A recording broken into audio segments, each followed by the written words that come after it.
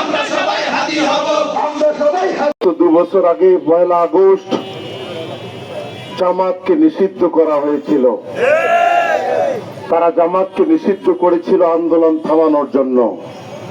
যখনই তারা জামাতের দিকে হাত বাড়ালো তখনই তাদের হাত মরে গেল, ঠিক কিনা?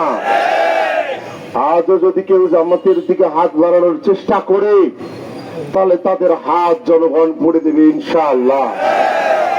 প্রিয় ভাইয়েরা আমার, একসাথে 2টি ভোট হলো, গণভোট, জাতীয় নির্বাচন। একটি গোস্ত আর একটি ঝোল।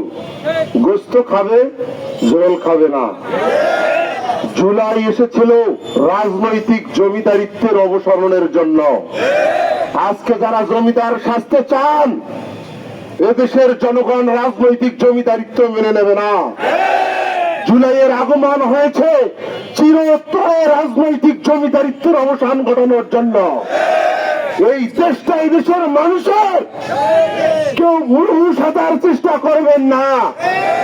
আমরা আজকে বলতে চাই দৃঢ়ভাবে, এই জুলাইয়ের 2য় বর্ষপূর্তিতে আসুন জনগণের দাবি মেনে নেন, গণভোট মেনে নেন, জুলাই সনদ বাস্তবায়ন করুন, সংবিধান সংস্কার করুন, মানুষের অধিকার ফিরিয়ে দিন।